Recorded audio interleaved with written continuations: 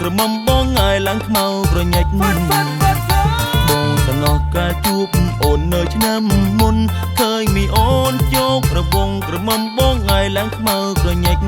សក់ក្បាលឡើងសំពងបោមាន់ប្រេងពាក់អាវក្រហមឆាញ់ស្អាតអើយសែនស្អាតអើយដៃខ្លួនដូចបានអូយយល់ពីបានជួបបើឆ្នាំថ្មីឃើញអូននៅសាត្រីក្រមុំបងឲ្យឡើងជ័យលហុង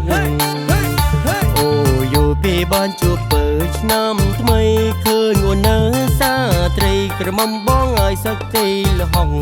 សក់ត្រង់ហើយលលោញញឹមឡើងស្រងបបោមាត់ហងអូនស្អាតអត់តងអើយសាច់សដូចចាឃើញភ្លាមបេះដូងបងចង់លោតជីងក្រៅអោសឹងមិនជឿភ្នែកតែពើក្រមុំបងឲ្យឡើងទន់ជើងដៃ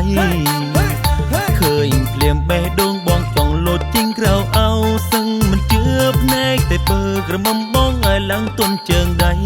អូនស្អាតអើយសែនស្អាតសាច់ឡើងសក់ជ័យ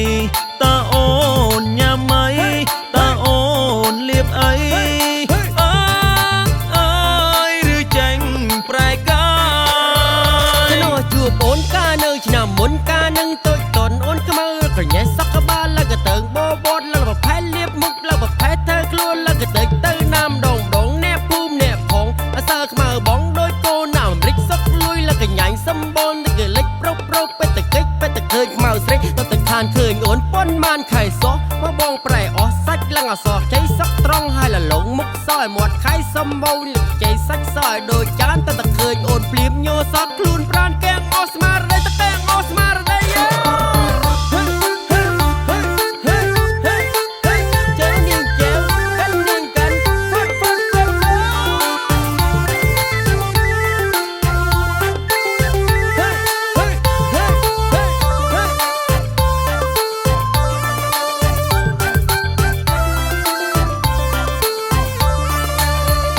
អូយយល់ពីបានជួបបើឆ្នាំថ្មីឃើញអូននៅសាត្រីក្រមុំបងឲ្យឡើងជ័យលហុង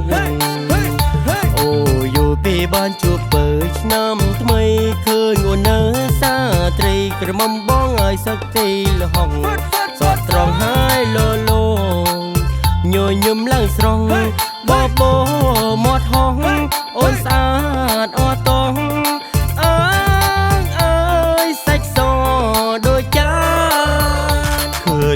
បេះដូងបងចង់លោតជីងក្រៅអោសឹងមិនជឿភ្នែកតែពើក្រមុំបងឲ្យឡើងទន់ជើងដៃ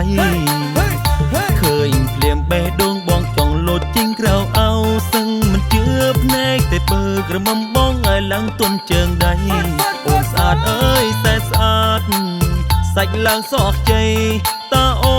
នញ៉ាំ